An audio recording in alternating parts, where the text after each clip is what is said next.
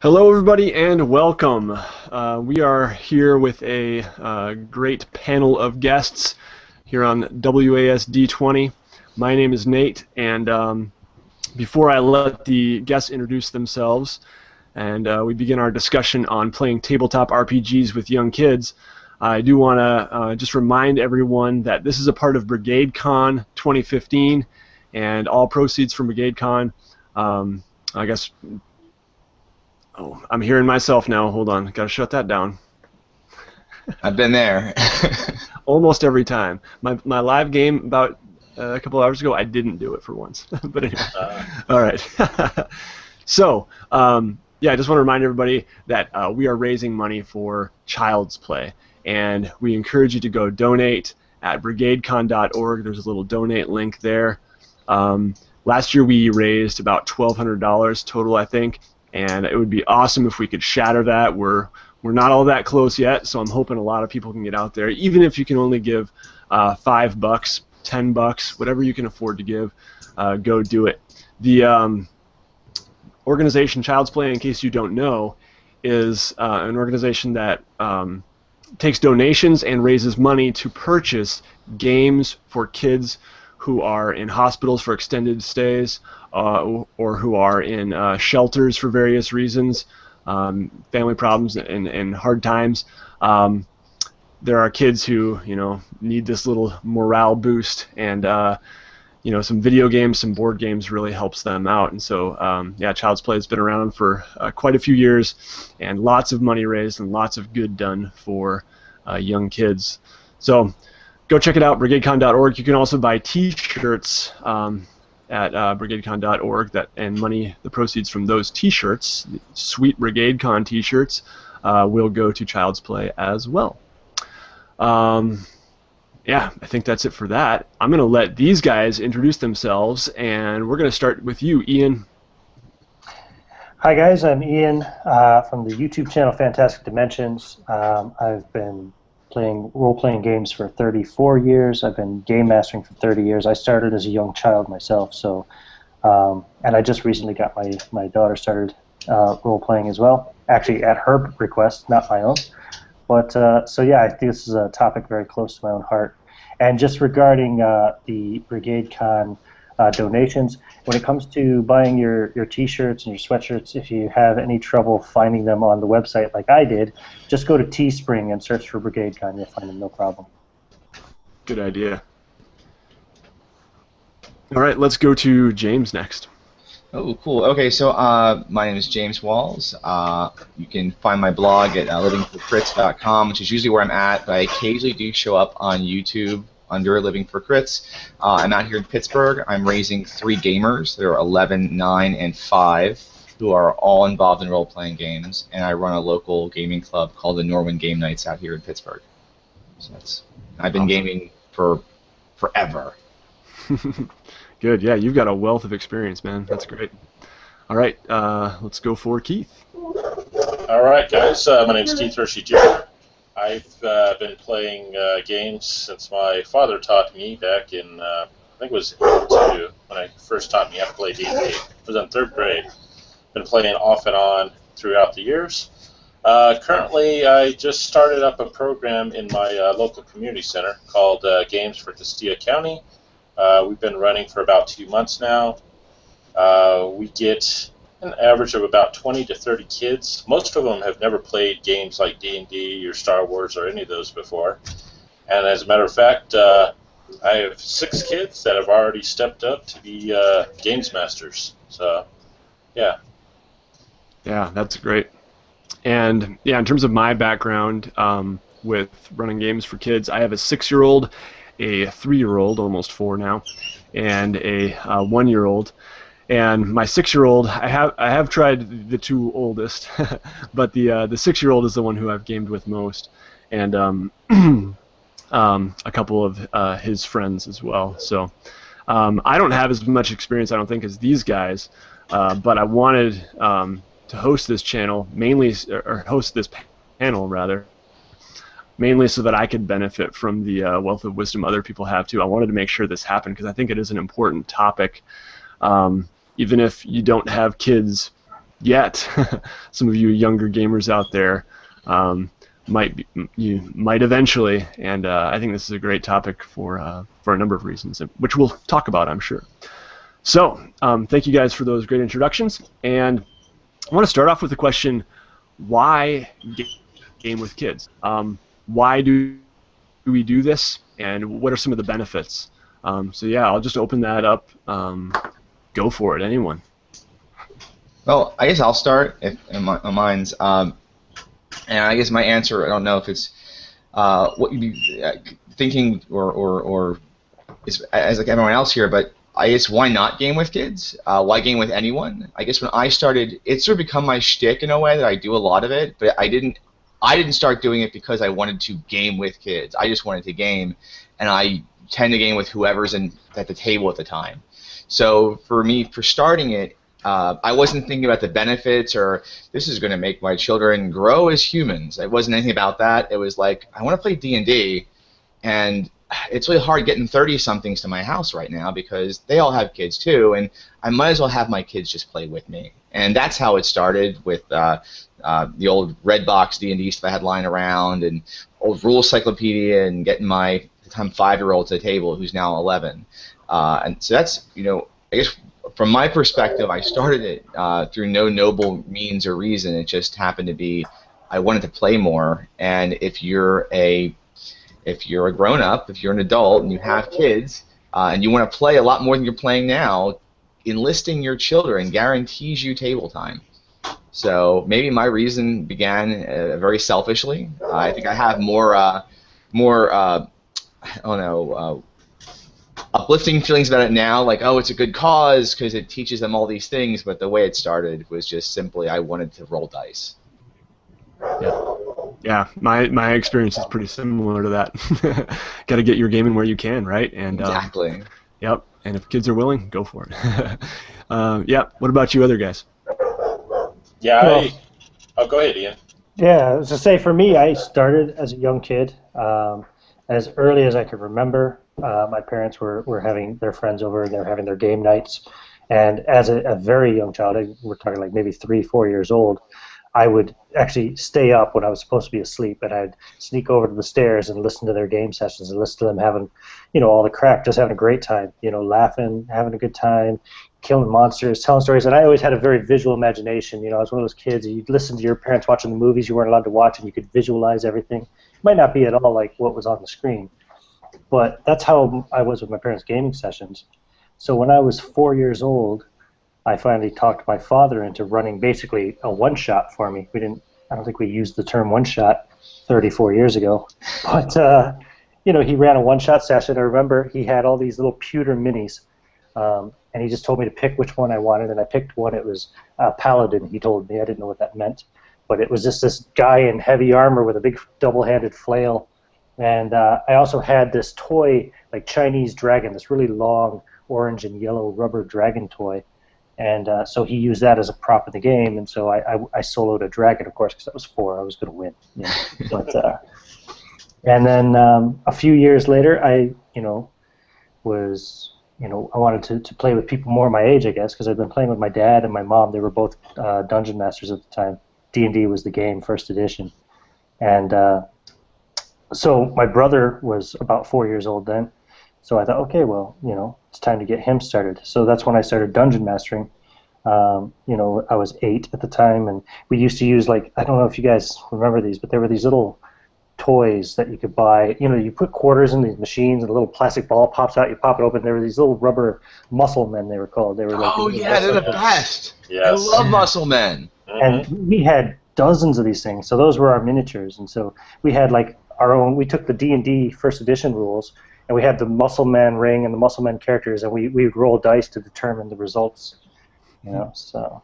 I wish so I could right now.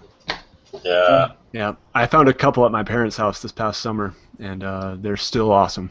Wow, that's cool. I'm headed to eBay after this. Yeah, seriously. Yeah. Anyone want to sell theirs, hit up James here. He's down. And so now I'm a parent myself, and my daughter she's 8 now, but about a year ago she was asking questions because I was playing 5th edition D&D, and I had the beautiful starter set. I still have it. and she wanted to play Dungeons and Dragons. She wanted to give it a try, so I ran a game for her then, and I actually had. She was 7 as the youngest player in the game. I ran it for all family members because I wanted to make sure it was a safe, conducive environment for her. And the oldest player in the game was my father, who was 60. So we had this like 3-generation game going on. Yeah, it was brilliant. So. Oh man. Awesome. So cool. Yep. Yeah, so I guess we can all, think of some of the benefits of gaming with kids, but a lot of times it does seem like we just, hey, we're gamers, and it's what we do with whoever we're with. And I think for me, like the one benefit that I would really highlight is just the value in fostering an active imagination, and it's the same reason that I'm trying to read The Hobbit to my boys. It's the same reason that I will sit down and watch kids TV shows with them. It's the same reason that I'll take my son to the store, and I tried to make a big deal last year of him buying his first comic book, him picking his first comic book. It's all these things that foster an imagination and this the value in that. So, yeah, what are some other benefits? I mean, I'm thinking of like, you got basic arithmetic. What else can we list off real quick? Spelling. I mean, 'cause they're doing a bunch of writing. There's problem solving. Cooperation. Yeah. Yeah, Definitely. there's a lot of social skills that can be kind of, I guess honed. Get a lot more practice just trying to get along with people. Yeah. I think patience is something that they learn over time. Yes. I know at the game club, I was doing this last night. I was running Dungeon Crawl Classics last night, and our club celebrated 2 years. And some of the gamers that started 2 years ago, that I'd leave the game table and I think, oh, they're so tough to play with because they just don't kind of take their turn. It was last night after, I was just thinking, wow, they've grown so much in 2 years that they know when to sit back, they know when to wait. And these are kids that are 11, 12, 13 years old that they're around when we started probably, or maybe not Ian. Ian started, he's a lot younger than me. But I mean, like they have learned how to cooperate, how to play a cooperative game, and not have to always be doing something. Yeah. Yep. That's great. So you mentioned age, so Ian, you started when you were, what, 4? Yeah, I was your 4. Game? I'm sure I didn't understand half of the rules, but I got to roll funny shaped dice and kill a dragon, and that was exciting. Right. So what age do you guys think is good to start introducing your kids to it, or do you just wait for them to ask? What do you think? I started when my oldest was about 5 when she started. My next 2 were started when they were 4, and I didn't wait for them to ask. I just started including them at the table. It's just something that we do, just no different than how we all play Xbox together, how we all watch TV together. In our house, it's just a natural extension of what my wife plays. I play. My mother-in-law has played. My parents have played. My brother plays. So it's what we do here. So having them join, it's just as natural, for at least in our house, as it is to have dinner together. Nice. Whether they know what they're doing at 4 years old is a whole nother story, but to have them sitting there rolling dice at 4 makes sense. Yeah. Yep, that's great. Other thoughts? I think there's no right answer about what age is the right age. It's very situational. I did wait for my daughter to ask, actually. I didn't really think that my daughter would grow up being into tabletop RPGs because my wife's not. And so, I think of myself as being kind of the odd one out in the household. But yeah, sure enough, I guess it just comes naturally because she'd see me doing it and having a good time. So she got curious and wanted to play. And so it really depends on the individual child. And, some kids will pick it up younger than others. Like I said, I was 3 years old, I was listening to the game, and 4 years old, I was begging. I finally got them to let me play. But other kids might not pick it up until they're in their teens. I've even heard some people don't pick up the hobby until they're in their 20s and 30s, Nate. And Yep. It's happened. Unfortunately, it took me that long. Yeah. Hey, awesome. What about game systems? If we can talk about that, and we can kind of, I have here as two separate questions in my mind, asking about game systems and also styles of play. But I think that often those go hand in hand. That certain game systems do foster certain styles or themes. So we can put those together if we want to. But what game systems do you guys run with kids? Are there certain ones that lend themselves better to certain age groups? What do you think? Well, so I'm of the belief that the best game to play with your kids is whatever game makes you excited to play a game. So I think that if you love playing Dungeons and Dragons 5th edition, that's the game you play with your kids because you care about it, and it's more important that your kids are excited, see that you're excited to play something. Personally, we play a lot of Cypher system games, so a lot of Numenera and The Strange.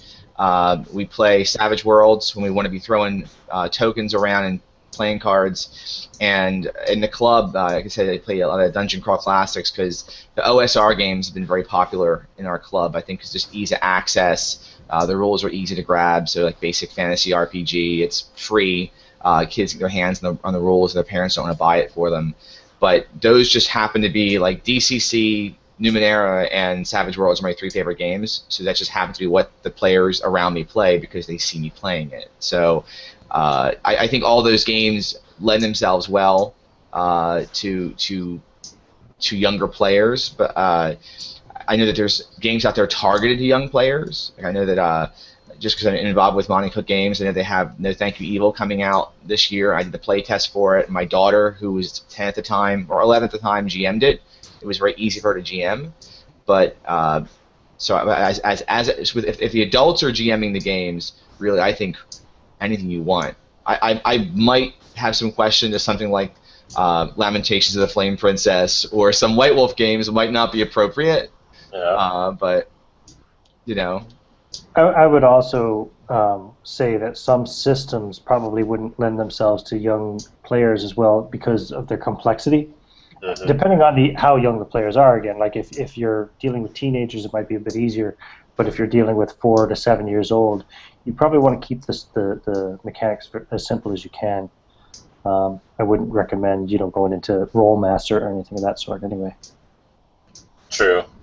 Yeah. Well, even with some of the teenagers, because down at the community center, we have a lot of teenagers, and I've been trying different systems out with them. Obviously, they're gravitating more towards D&D. I've been trying to get them to play even BattleTech, the new Star Wars X-Wing, other board games like Risk, Monopoly. But they're fighting me. They're like, no, we want to play D&D. But I have more games coming in, so I'm hoping to expose them to even more systems. But I have found some of the more complicated systems, they get that light in their eyes. They're like, this is too much. You gotta hook them quick. From what I've seen. Although I'm playing with kids, they've never played any of these type of games before. So, but if you can hook them in, even like D&D 5th edition, I have 6 of them they've never played, and within a couple of weeks they're already starting to pick up and DM for themselves. Yeah, that's amazing. Yeah. Yeah, I have thought definitely, a couple of thoughts I have, I guess. One is just let's tell a story and pick up a dice here, and let's not even use a system. And then the other thing is, I guess I have purchased Hero Kids, and I've had good success with that. I started with my son, his very first game, just ran a little, 30, 45-minute session, I don't know what it was, with Pathfinder. And it was fine. Like, you can do it. I mean, that's not an easy system. But I had to explain a lot to him, and I basically just had to tell him what to roll at any moment. And look, I had to read his character sheet because he wasn't reading very well yet. He was 5 years old. So with Hero Kids, it is nice that the character sheets are visual, so you don't even have to necessarily read well. And it's all D6, and it shows you a picture of how many D6s on that character sheet. But you could absolutely do that with other systems too, and I've seen that actually, making a character sheet specifically for kids. Like, let's draw a picture of your sword, and then here's what you roll for it, and you could do that with other systems. So it really and the age group is so important too in that question. Like, I can see something like Hero Kids or No Thank You Evil, or there's a couple other kids games out there that when you're looking at the age group of like 5, 6, and 7, you really want to give them as many tools as possible to visually help them through that game. And when they start transitioning to 8, 9, 10, they can take a little more of the rules. They definitely are reading everything at that point. 11 and up, I mean, that's how old I was playing 2nd edition D&D, so at that point, although I wasn't playing very well, I mean, who was playing that well? It's just, I didn't know half the rules, just you roll dice and you read the spell description, but it's what's fun to see is how they transition. I think a kind of a counter question, not to take over the questioning, but like, when you're asking kids to GM, I think that's where you kind of, some of those games, like a Pathfinder, kind of falls off. If there's no adult at the table, it makes it very difficult for some games. Like my kids play a lot of Savage Worlds. They couldn't run Savage Worlds. My daughter GMs, she GMs Basic Fantasy RPG, which is an OSR like retro clone. But I couldn't hand her some other games that she'll play, but she couldn't GM those games. Yeah. Yeah, that's good. So let's get into the themes then. Or maybe we could even say styles of play. What has been your experience gaming with kids, and what sort of things? And we can talk about what our kids have told us and what we've seen them enjoy most, and maybe contrast that a little bit with how you would game with adult friends. What are some of the differences in styles of play? I know my kids don't. They tend to have combat be a last resort. I know I said you have quite a few players that play that way. So if I have heavy combat adventures planned, they tend to get frustrated. I know it was the frustration we had a little bit in the summer. I ran them through my daughters and my son and my wife through Dungeon Crawl Classics, Sailors on a Starless Sea, which is a very combat-heavy, high-death game. Because DCC is kind of supposed to be like sort of everything die. You 0-level characters, you have 4 of them, and half of them are going to die at the end of the adventure. And there was some frustration at being there's no chance to have everyone live. Someone's going to be lopped off, so since there weren't many options to not fight, I know for my family that was a frustration. Although I've had some kids at the club that they don't want to have any kind of problem solving. They just want to hack their way from room to room, and it's like we're playing the old Hero Quest game. So it almost depends on what the composition is at the table for in my experience. Yeah. Like adults. It's like we're little miniature adults. What do you know? Yeah, I agree. Most of the kids I'm working with, they are more action-oriented. But I've noticing since we first started, they are starting to put in encounters where they can try and talk their way through the encounters and whatnot. So there's a little bit of a story that they like to naturally develop, although it's not entirely immersive. But I'd say the kids I'm working with are driven mainly towards the action side of the games. My daughter's favorite things to do in the Lost Mines of Phandelver were go to the shops and buy stuff, and go to the tavern and entertain people with her dancing light spell. Oh, cool. Wow. Yeah, so awesome. She likes the downtime. Yeah. Awesome.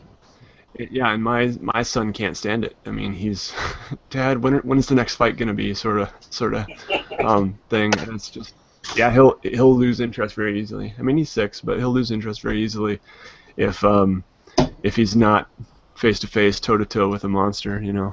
My son wants to. He's 5. He wants to smash things. I mean, he wants stuff to explode. He wants to fly the spaceship and blow things up. And we played some sci-fi stuff. He wants all that kind of action. So it'll be interesting to see as he gets a little older if he'll toned down towards his sisters, who play very differently, who play very They play like my wife plays. They play very carefully, and my son is definitely the odd one out in that. Yeah. In terms of, so let's talk about like themes. Like if you're running a one shot or a campaign, you know, how do you walk the line of you know, finding what's appropriate? Some people have a problem with, you know, a 6-7-year-old even, you know, playing a game where they're killing monsters. I've heard. You know, in Hero Kids, I usually, for my 6-year-old, the monsters get knocked out or run away, and the game actually kind of recommends that. So yeah, how do you, I guess, navigate that for young ones? Or, you know, are there certain things, Keith or James, if you were, you know, letting kids run games at your clubs or activities, are there certain things that you would hear that would, you know, have you had to intervene and say, oh, let's not go there, guys, or I don't know? I've actually had a problem. One of the very first sessions, the kids, they just want to go around just killing everyone in the town. And so I actually, not during that session, I went ahead and let them go, but I was like, oh my gosh, really? This is your guys' first time, and you guys are running around being murder hobos. So I explained what a murder hobo is, and explained it to them, and they've actually toned it down, so on that part. But I had some of the parents come in; they didn't have a problem with it, although I was cringing with some of the stuff they were doing.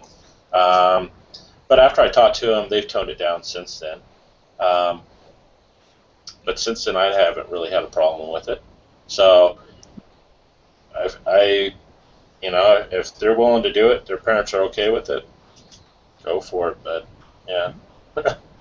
When I first started role-playing with my daughter, and when she was 5, this is years ago, I tailored the game to be very light and just, if he didn't die, I used the Super Nintendo SNES Final Fantasy II version of "You Were Swooned." You know, you collapsed. You know, that's it. The monsters too. I didn't have any reference to gods or other deities. I was like, I don't want to get down the conversation. And it's like how, like, I don't know, when you're your first kid, you're so careful with your first kid, and by your third kid, like, you're just whatever. Stay on the table. Who cares? When it's my children, I really have. There's like no filter. It all comes through, and I just know they're not going to be that viciously bloodthirsty, you know, typically. When it's other people's kids, I get a little more concerned just to make sure that that their parents know what they're doing. So I will usually have a conversation with a parent beforehand if it's a new parent and just say, what kind of games does your child play?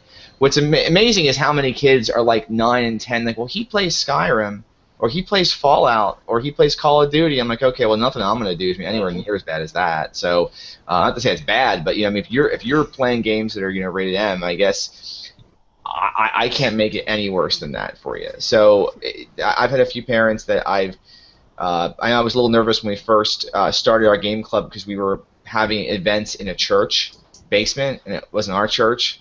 And I was so afraid of having D&D show up that someone would say something. So that's why we started with Numenera, because no one knew what Numenera was. It's a role-playing game. Right. So I had some concerns that it would be like a Dark Dungeons incident from like the 1980s. But actually, when the pastor came down and saw us playing, he was like, "Oh, you're playing Dungeons and Dragons? That's cool." And his son actually plays and is one of my regular gamers now. So he's like, he's in his 20s, but. So I've not encountered that kind of murder hoboing yet, but I'm sure the day will come. Oh yeah, it'll come. I think it's like the Grand Theft Auto syndrome, right? Anybody jumps in to play Grand Theft Auto, they jump in the car and they drive down the sidewalk at 100 miles an hour, running over as many people as they can. You know, like, you would never do that in a real car, but in a game, you're like, oh yeah, you know, wonder what this would be like, and you just kind of, I don't know, I grew up in the 80s, and so, I mean, we killed everything, you know what I mean, in games, anyway. And, you we grew up with back when you could actually, before it was kind of taboo for a while to kill people in games, and all you could kill were monsters, which is why we went from like Wolfenstein, where you were shooting Nazis in the face, to games like what was it, Doom and Quake, where you were shooting monsters. Because it was okay to kill monsters, but it wasn't okay to kill people, even if they did wear Nazi uniforms. So I don't know. To me, it's just differentiating between fantasy violence and real violence. My daughter would never harm a fly. It's I actually kind of wish she would be a little bit tougher in school and stuff, because she's getting to be that age where, I don't want her to have to deal with bullying problems and stuff like that. But like she's just really gentle. She wouldn't hurt anybody because then they would cry or anything else. But when we were playing D&D, she was all about killing the orcs, killing the goblins. The goblins would go down, and she'd run over and kick their bodies, and it was just a game. She's just having fun. And she, she played like Nintendo games too, like Legend of Zelda, where, she's fighting orc-like creatures in that too. So to her, it's that kind of thing, I guess, Or Minecraft. You were talking about your son playing Minecraft earlier. I think all the kids play Minecraft, and there's a lot of monsters to kill in Minecraft too, but. We have an interesting advantage though, being game masters, judges, DMs for young kids playing, or any age kid playing, is that if they pick up Grand Theft Auto and start playing it, and they play it like they're just murdering everyone, the game has already designed like what the implications are if you do something negative, and it's really pretty minor. I mean, you can always teach your players a lesson. If they want to do something crazy, you have someone show up that's going to teach. It's going to be like, okay, well, then I turn the tables on you. You mess with the bartender. Well, everyone knows every bartender is like a 20th level multi-class halfling ranger mage, so this guy's going to take you down. So you have, if you see players are acting a little crazy, it's nothing wrong with giving them. Not to say it's just a lesson, but to show them, well, there are consequences to some of your actions, in-game or out-of-game, and you can make this up on the fly. Mm-hmm. Yeah, that's a great point. I had a situation like that with my very first time running Hero Kids for my wife and my son, and I think it might have even been my wife who, on this mission to liberate this dwarven mine from whatever was infesting it, just kind of a very simple quest. They ended up taking some of the goods and some of the gold that the dwarves were storing here when they were supposed to be just freeing the mine of the bads, right? And I didn't like that, and I came up with some consequences. I can't even remember what I did. I think I just had the dwarf confront them afterwards, like, hey, it's the sort of thing, and show that, hey, this is not just a video game where you're bashing crates and taking stuff, right? There are going to be consequences here. Yeah. And when you're if you're creating the adventure too, if you're worried about going down some of the scenarios, and if you have players, like I know some of the players I have that are a little more destructive, and if you give them the opportunity, sometimes they'll be more destructive. So I know for adventure, this is more of a question of adventure design than like tone, I guess.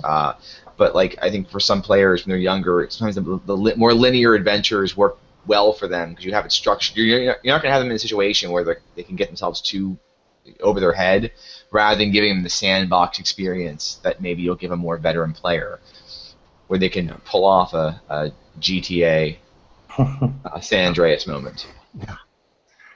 Yeah, I think that's a good point. So we can talk adventure design for a minute, Sure. or campaign design for that matter. So linear is often better, especially for younger kids. Just like it's a clear quest in mind. It's a clear end goal.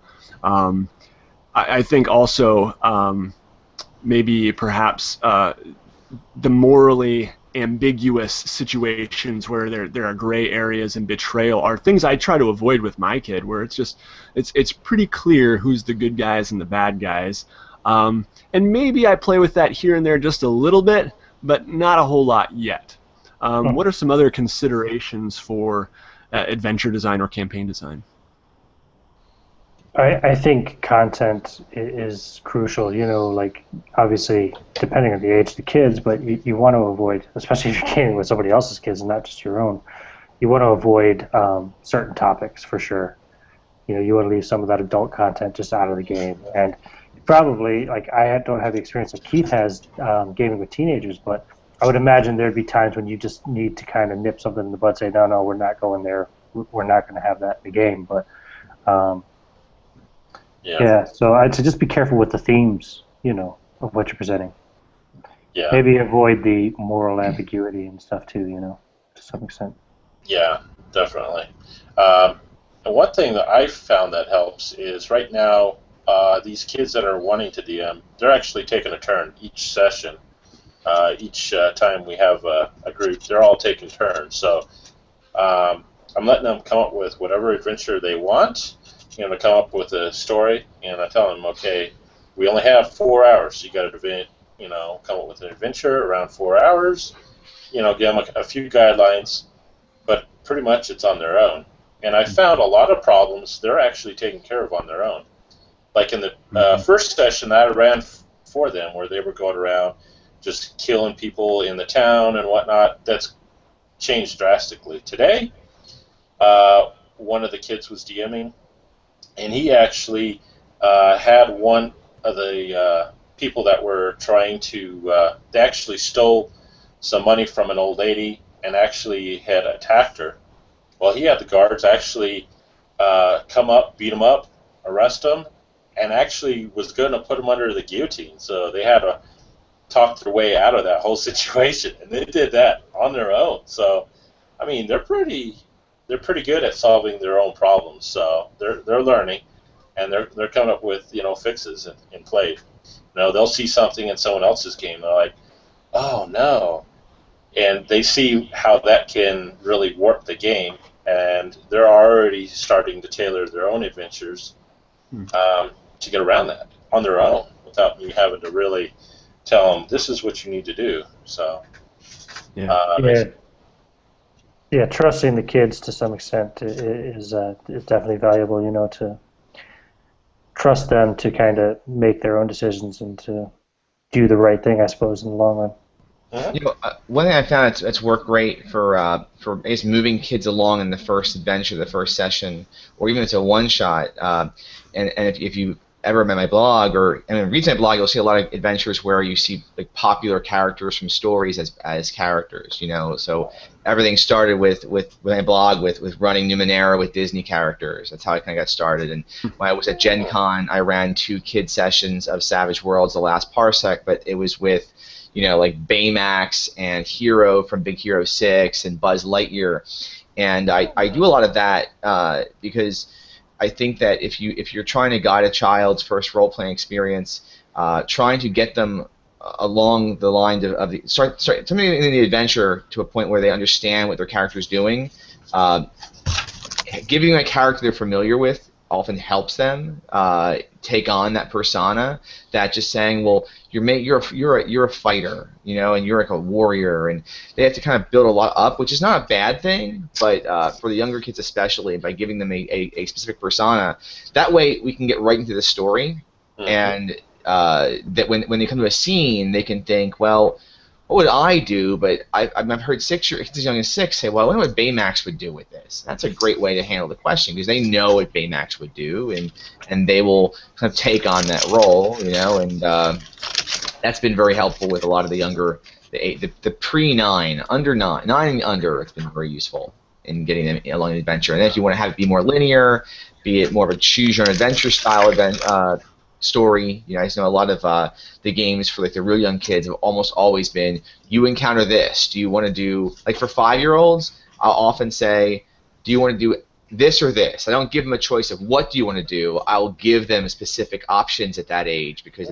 they're just a little too young often to come up with something on their own, or they stall out, especially the other players at their older age.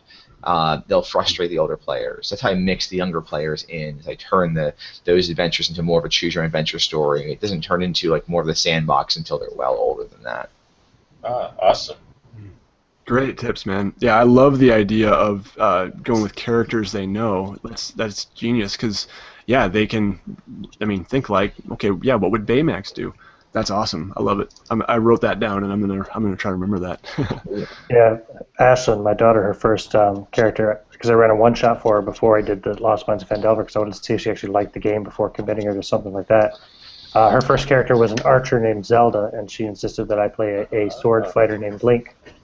So That's fantastic. Cool. Yeah, Awesome. there you go. Now you can get the miniatures. Now you can go Yep, buy those. What are those called? Yeah. Those Nintendo Amiibo. What not Amiibos? What are they called? Amiibos. Amiibos. Yeah. Oh wow. Cool.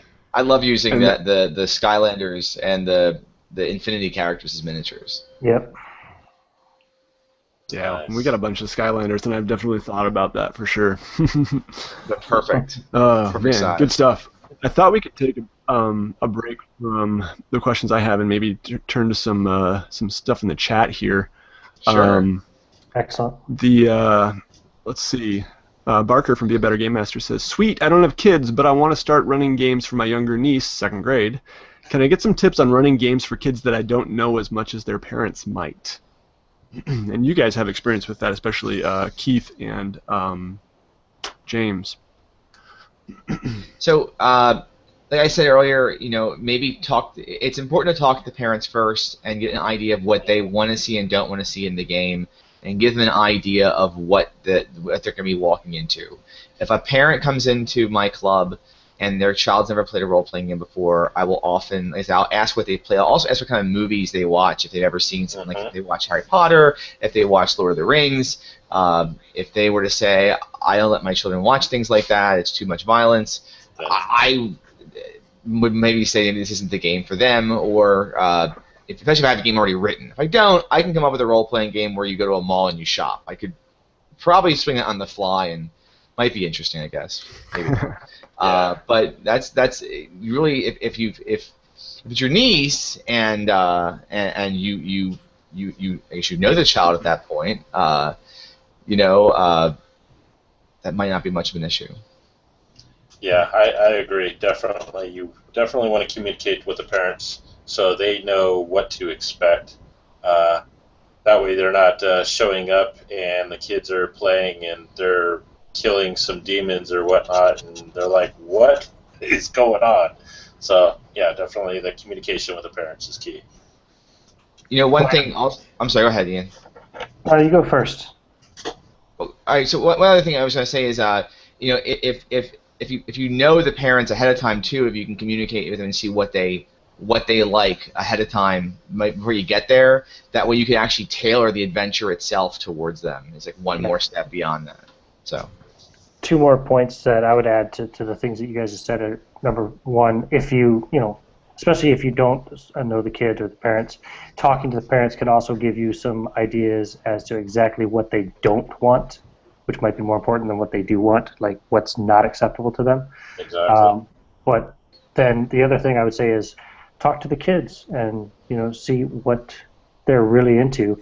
Just a quick little kind of, you could bring up maybe 5 questions or something like that and ask the questions, and based on their answers, if you're a longtime GM or something, and you're good at improv, you can whip up some ideas like that are going to engage all the kids and throw in elements that everybody's going to enjoy.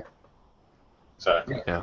One thing we haven't really discussed yet, and I think that this is a good point of it, because again, you don't know the child, is time limit in the game is very variable for children. The younger they are, the less attention span they're going to have, and that's compounded with they haven't played role-playing games before. Their attention span is going to be limited too. So I would say, for instance, 2nd grade's like 7 years old. I would say anything over an hour is probably going to lose them unless they've played multiple times. If they are experienced gamers, then maybe you can get them to 2 hours. But that's something to keep in consideration as well. If they are coming into a game with older kids, they might not be there the entire session. Exactly.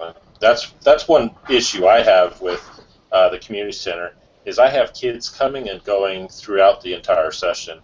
So that can get tricky sometimes to plug them into the kids' adventure. And then there's sometimes they're only there for 30 minutes. So that can get challenging, but it also helps with the newer DMs to improvise how to bring them in, how to take them out. So but Yeah. they're pretty good at doing that already. So. Yeah. Yeah, good. A couple questions here from Chris Johnson and from Carol. Just kind of about keeping kids engaged. It looks like Chris Johnson is running a workshop for Girl Scouts in November. Interested in tips for engaging girls in middle school to high school age. So I guess we can talk about that one first, and then Carol has another question kind of about just keeping kids engaged. But. I found, and that most of the girl players that are in the games I've been in and run, when we talk about age limits and stuff, you can kind of push the envelope with the girl players. I found the maturity level of kids, of girls, especially girls in that, like my daughter's age, like 9, 10, 11, tends to be higher. So if you're going to want to go for more of an intricate story and weave that kind of tale, you have some opportunities you have when you don't have with a group, I guess, of 4 or 5 boys of that age. They tend to show off less. They tend to, I find they work together better. So one thing is maybe with, if I had a table and it was all the girls from our club that were playing, I actually could put together some pretty cool adventures that I know are probably going to stay intact. Whereas some of the boys we have, especially if we have a mixed group and the boys are trying to show off to the girls, which kind of makes that difficult sometimes. So I'd say if you have I don't know if there's any merit badges for gaming. If there are, that'd be pretty cool. Yeah, that would be cool. I think, that's really cool that you're able to do that with the Girl Scouts. That's really cool. The other question about engagement is Carol's, and she says, yeah, the grandkids are homeschooled. Wait, let's see here. No, that's not the one. Sorry, Carol, trying to find your other question. My 8-year-old grandson finds it hard to wait and remain involved. His 10-year-old sister finds it easiest. So, part of that might be the age thing, but also the gender thing.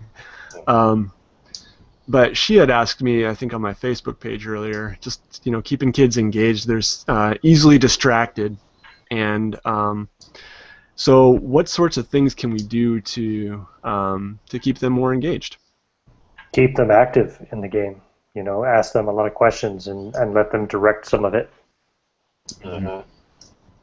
Definitely. Adults do that too. If you feel like you're just kind of like sitting in an active seat in the theater and you're more watching the game than playing it, you can lose interest pretty quick too. But with kids, it's even more so. So definitely try to directly engage them, have characters talk to them, even have monsters talk to them, whatever it is, so that they can invest themselves in it. Yeah, I think gaming for kids, you have to be, especially for if you're more than 4 players. Like last night I had 9 players at my table. When you're gaming for that many kids, you have to be on the lookout for those players who are not participating and start targeting them and start bringing them into the game so they don't lose track. Often it's once a younger gamer believes that they're not being heard or they're not participating, rather than try to assert themselves, I find they just drift further away from the game. Sometimes walking away from the table if they really feel like they can't come in. So one trick I've done is I always write down the players' names on a sheet, and I have them in their table order, especially if I don't know them that well. And I will take dice or chips and put them next to their names if I know I want to engage them at a point. So as like a reminder that if Jeffrey hasn't been talked to and I know I'm talking to Peter, I put a chip next to Jeffrey's name just so I can finish with Peter. I don't want to shorten his time. I can get to him next. And it really does make sense. You have to really move the game along quicker because you do lose them. Gotcha. Yeah. With my guys, now that they're DMing, we have had times where there'll be like 9 people wanting to play, and of course the young DM is trying to engage the players, and they come in. I'm kind of walking around the table, helping the players with the rules, helping the DM, but I'm also scanning that group, looking for the players that really aren't immersed or really clicking, and I'll just go up to them and just kind of ask if they're having fun, if they have any questions, give them some ideas of what their character might want to do when it comes to their turn to help them get re-engaged back into the session. This is where some games that are like when I first started gaming but it was before the club. I first started gaming with some younger kids. It was a friend of mine, and I would bring our kids together to play. So she's a friend of mine from grad school. She would have her 2 kids there, and I'd have my daughter would come, and we were playing 4th edition D&D. And that was when some of those moments is why I went and jumped into playing Savage Worlds, is I needed it was faster for my younger players, because turns would take up so much time that some of the games like that if you have a long lag between turns can be difficult for younger players too. Yeah. Yep, definitely. Yeah, and another problem with my players is they love giving out animal companions or whatnot. Oh no! Yes, and we actually had a discussion about it because they were also mentioning about how everyone's turns are actually getting longer and longer. I go, well, have you guys thought about you have all these companions you're giving out, and each companion when you're a player, you're wanting to control those companions. That's why it's discouraged to do that. And after that discussion and through the last couple of games, they have it's clicked with them, and they're actually starting to kill off those companions and whatnot to actually shorten the game. So you just need to learn to use them properly. I think Dungeon Crawl Classics, your character may have a cow, but the cow's only purpose is to find the trap. Just sort of send them ahead. Yeah, exactly. So they're starting to learn to use the pets for stuff like that too. Mm-hmm. Yeah, and really again, good. Time management too. When you're trying to keep kids engaged, again, different age groups are going to be different, but don't run the game too long, or don't forget at least to take breaks once in a while too. Just like get up, stretch their legs, have a snack, whatever, and then maybe get back into it after a 15-minute break or something. But balance the sugar. You want just enough sugar in their system to keep them active. But last night we had some incidents because there was kids were just pounding. It was Laffy Taffy. Talk about Laffy Taffy. Oh, wow. I'm gonna strangle. I don't know if that was us or my wife or not. Someone brought it, and it made for some misery at the end of the game. How just outrageous a couple of the kids were getting. Gotcha. Oh man, that's good. Comment here in the thread, the comments, the chat. There we go. Draw rough says, I love it because I can let my voice acting over the top role playing, acting and aspirations fly and blossom. The kids love it, seeing a 47-year-old man making a fool of himself. And I just have to echo that. Like, when you're with kids, you can just ham it up, and it's so much fun. Just bust out all the crazy voices and accents you want to, and they don't care if it doesn't sound real and whatever. That's another way you can engage them. And I get up and I gesture, and if there's an explosion somewhere, I get up and I put my hand down on that board and yeah. So what do you guys think? Have you hammed it up with kids before? I bet he's not making a fool of himself at all. He might think that in his own head, but I bet to the people, I wasn't there, but for that person, I bet for his players, they probably think, this is fantastic. Look at how engaged he is. I mean, he might think he's making a fool of himself. For them, it's like someone who really loves what they're doing. Absolutely. Yeah, definitely. High energy is good with younger kids especially, but yeah. Yeah. Yeah, I agree. That first game, I was acting as the goblins and whatnot, going into goblin voices and whatnot. They ate that up. That really, I think that's probably what really cemented it in. They haven't gotten to that point themselves, but they're trying to get to there.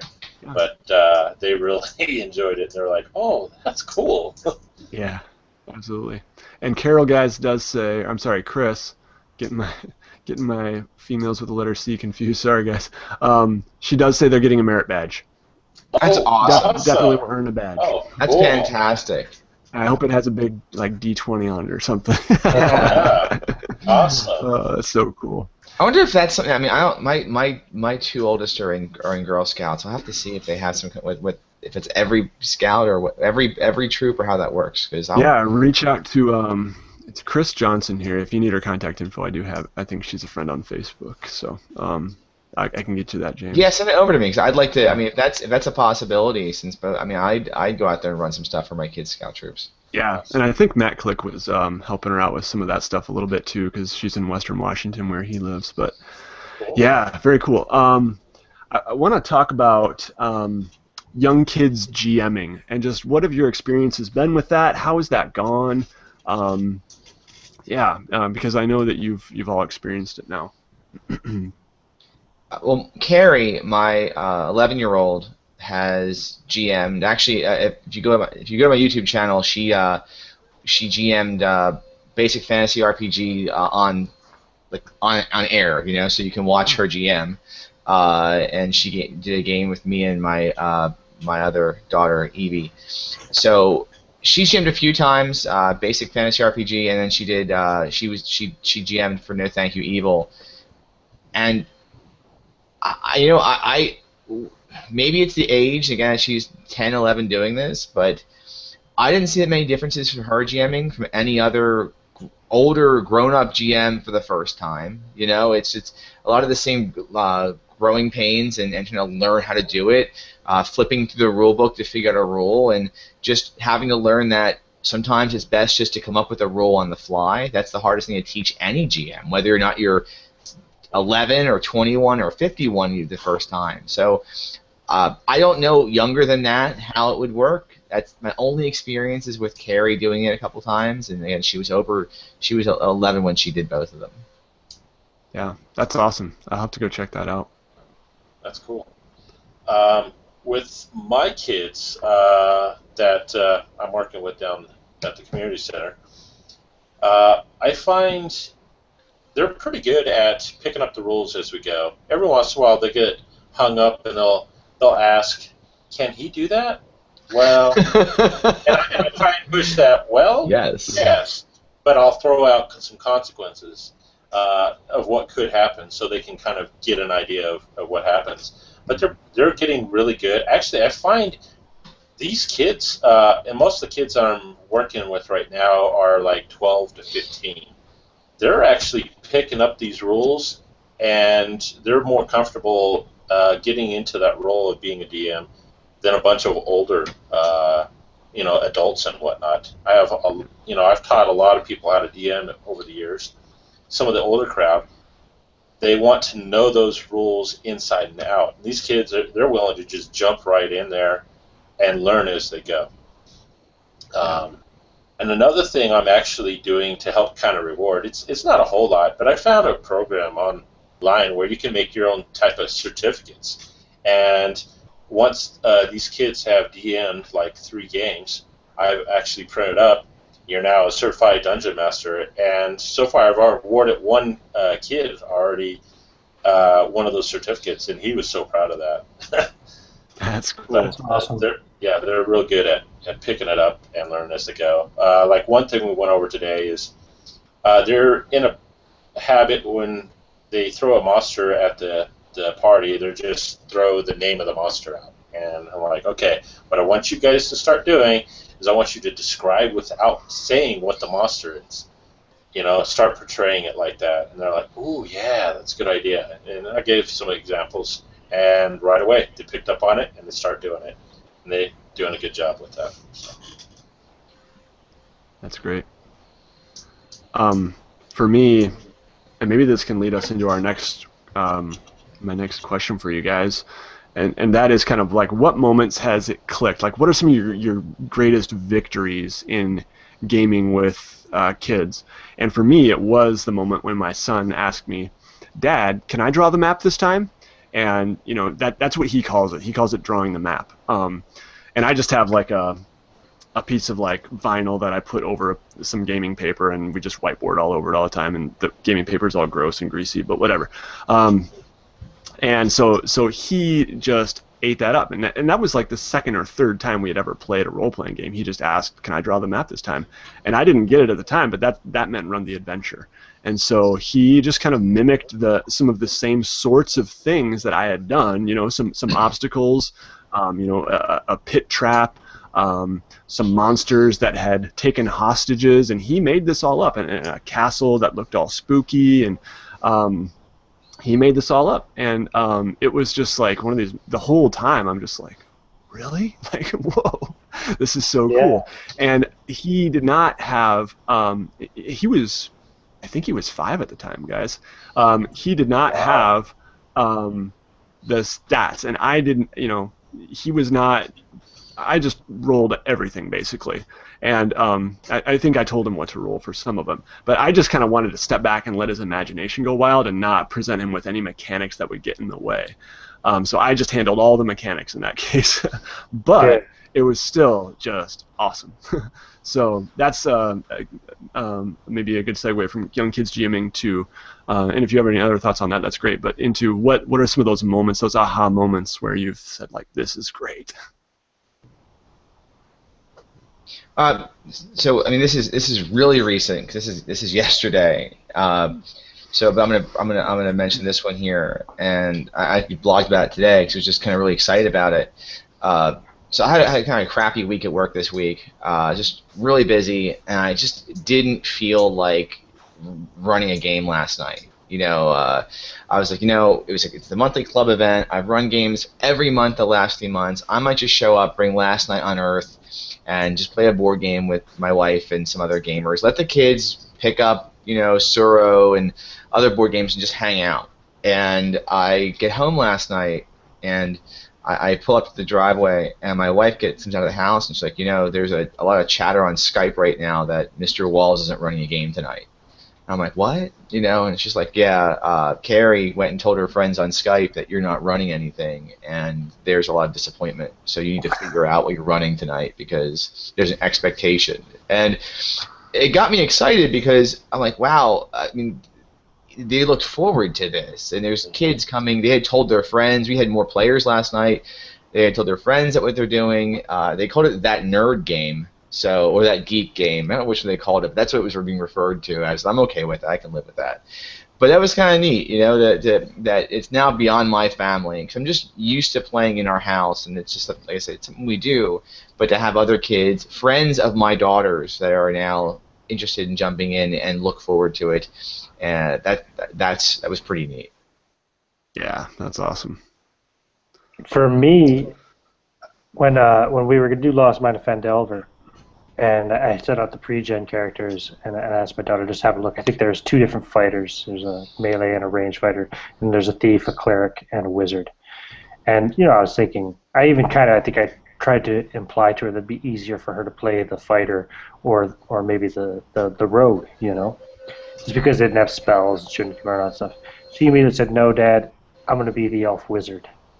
I was like, are you sure? She's like, yep, I'm going to be the elf wizard. And she's looking at her spells. She's like, I'm going to use this one and this one. And she came up with really creative ways of using the spells, too, which wouldn't necessarily suit their original purposes. But she would use, you know, like what would normally be a direct kind of damage combat spell as a distraction technique. Or, you know, she'd use dancing light spells. She used that for everything. To set up ambushes, to entertain people, to try to win over their, you know, people that they were having social interactions with, just to try to kind of charm them to some extent, you know, by showing little light tricks and stuff. So, yeah, it's just seeing that creative spark and what they come up with. For sure. Yeah, and mine was that first night I ran the adventure, and at the end of it, I had those 6 kids. They were all, I want to be able to DM. Can I DM next session? I'm like, well, sure, if you want to do it. And I, you know, just told them, come up with a story, drop a little map, and it's got to be a small map, you know, because they were wanting to do something big. I said, just keep it small so we can get it done during the next session. And I said, you know, go for it, you know. And they came next time, and they set up the map, and because I have a bunch of the terrain I've made using the Hearst art stuff, so they love that. They just set down their dungeon, set it all up, and they basically ran it that second session. It's like, wow. Yeah, that's great. And that maybe is a good segue into another question that we got in the chat here. You mentioned Hearst Arts.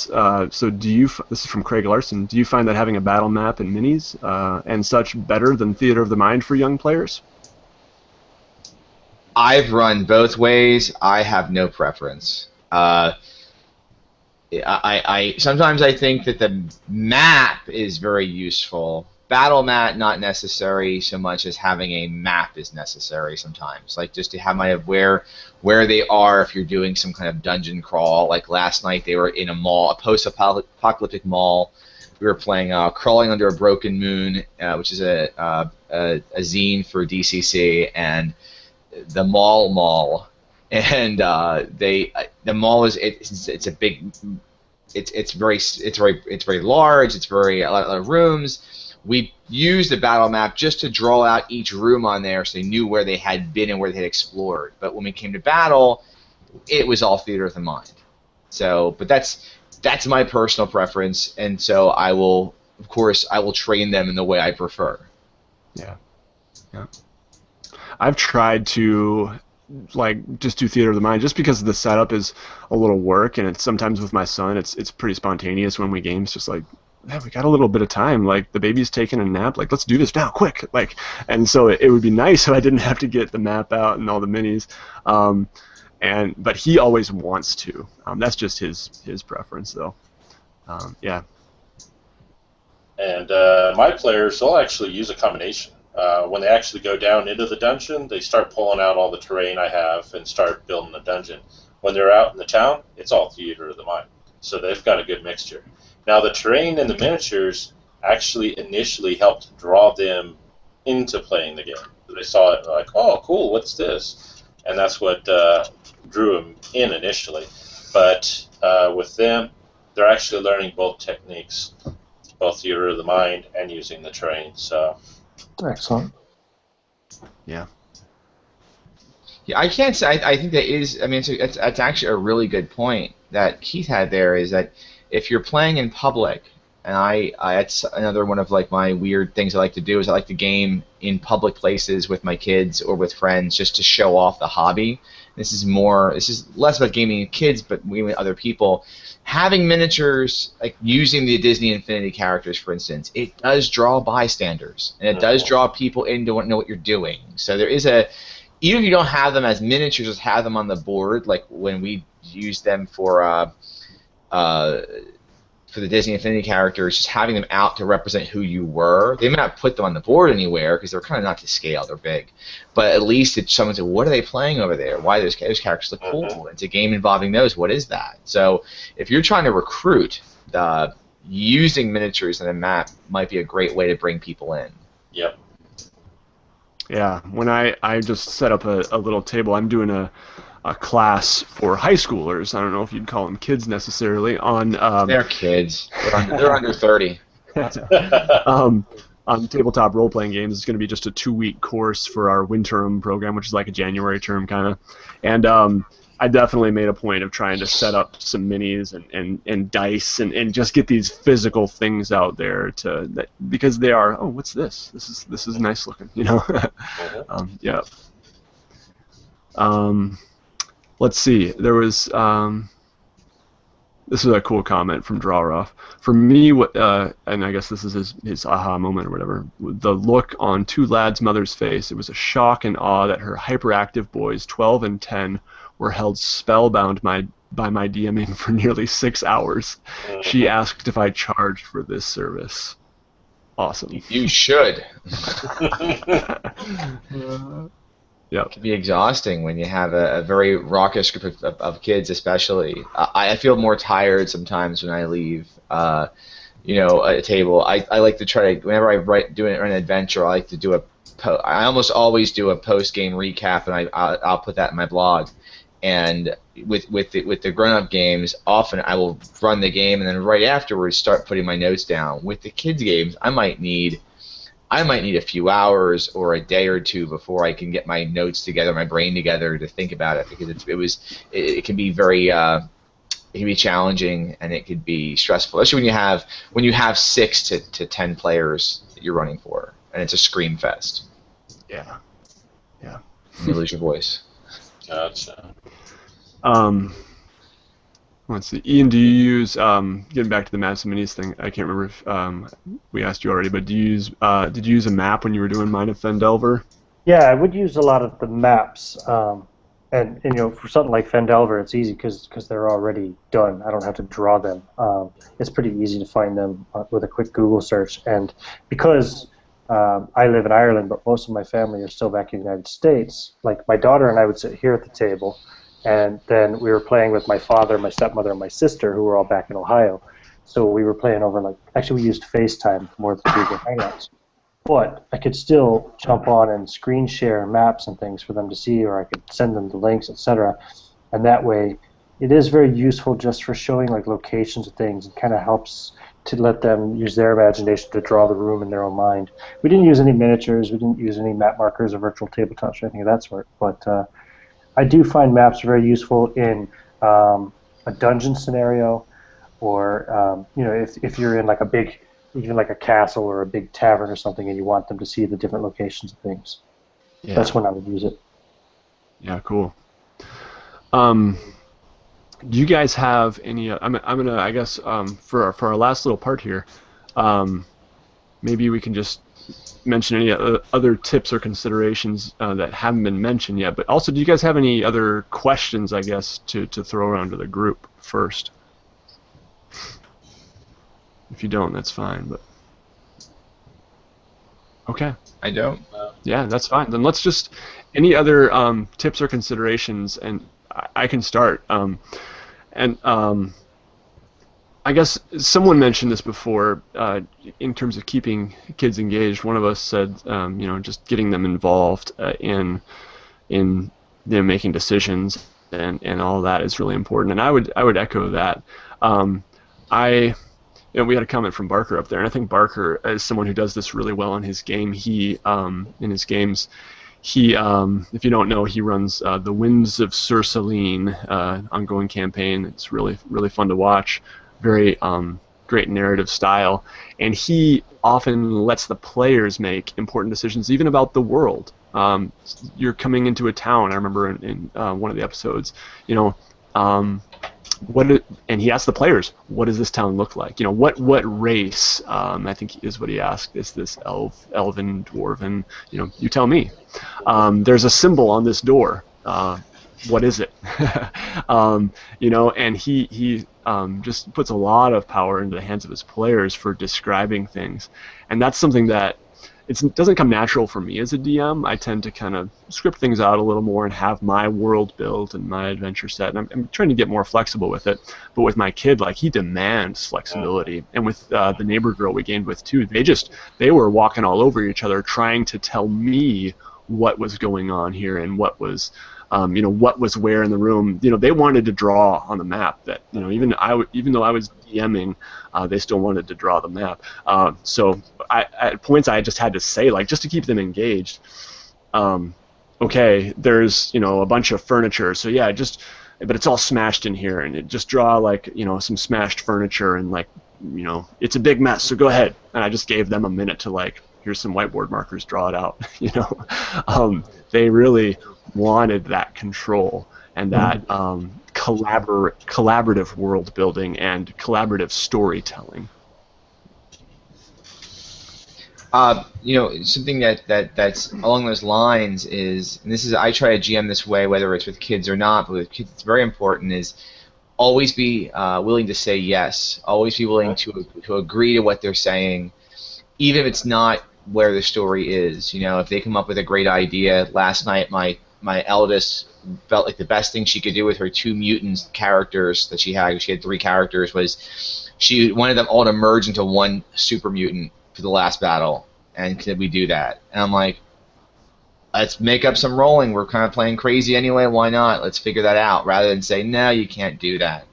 And along the same lines is being willing to change a solution to a problem occasionally, especially if the child has a great idea of what's happening, and if they're really invested, and maybe it's not what you thought up, if you can twist your idea to more match that idea.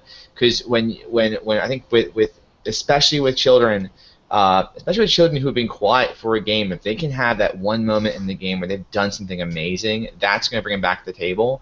So if you can help them come to that point, and maybe their idea solve the problem, why not?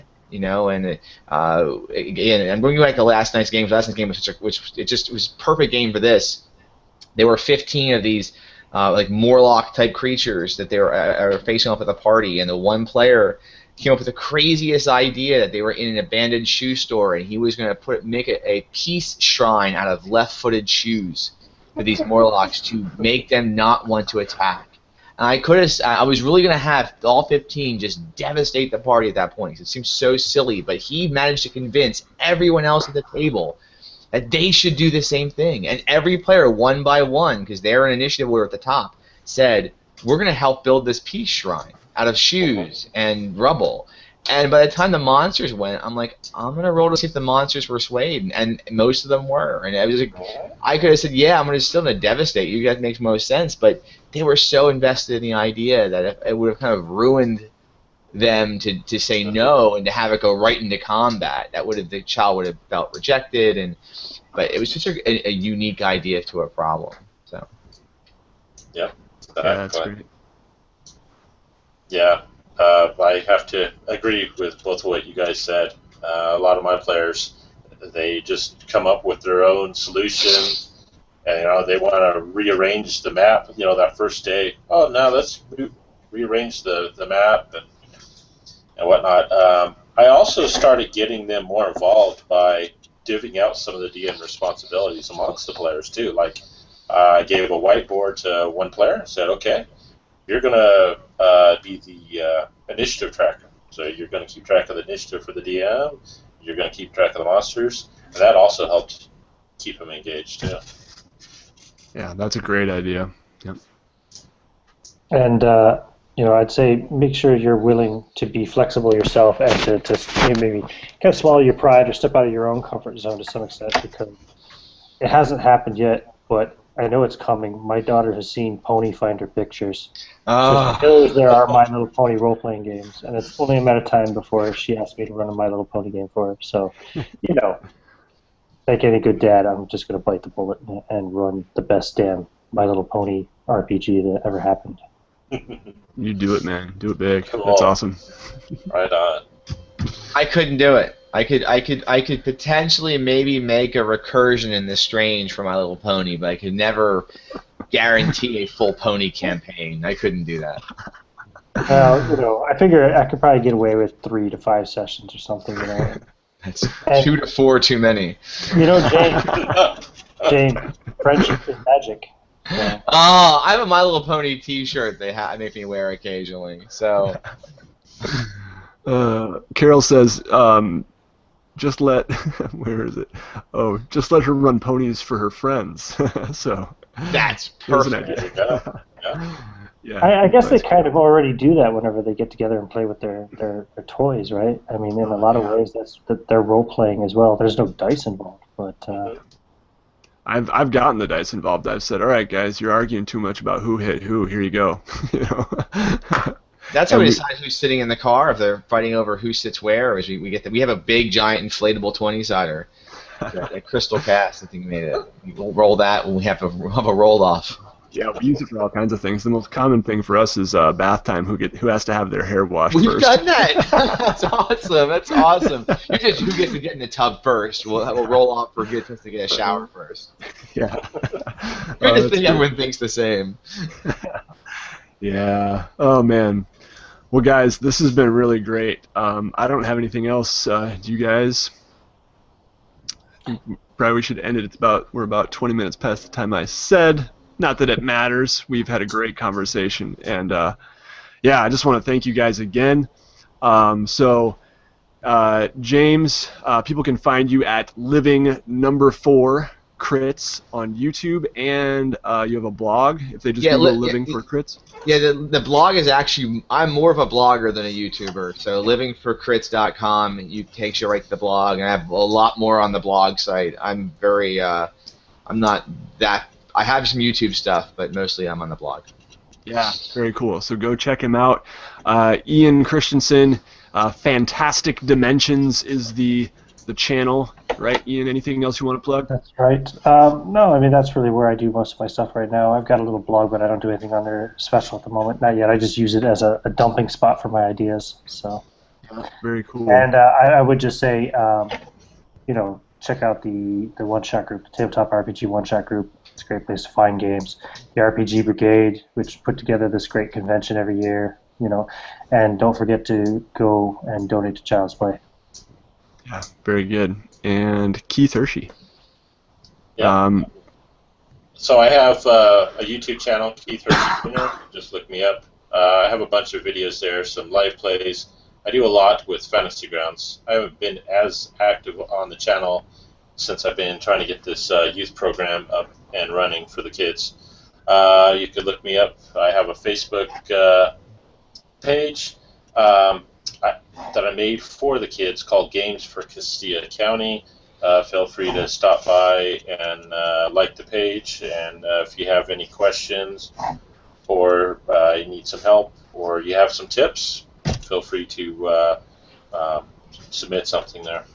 And make sure to go over to your couch right now, dig in the cushions, find some loose change or whatnot. Make sure you go and donate for Child's Play. Come on, guys. Let's break last year's amount. Come on, we can do it. Yeah, definitely. Yep, good. And my name is Nate, and you're on my channel, so I don't need to plug that. And you can check me out over on wasd20.net. And I just want to thank these guys again. And like Dave all said, go to BrigadeCon.org and donate to Child's Play. Buy one of these awesome Battle Axe T-shirts for BrigadeCon. And proceeds for that go to Child's Play as well from Teespring. And guys, it's been a pleasure. And thanks everybody for the questions and stuff too. Yeah, great questions. Yeah, great questions. All right, bye everybody.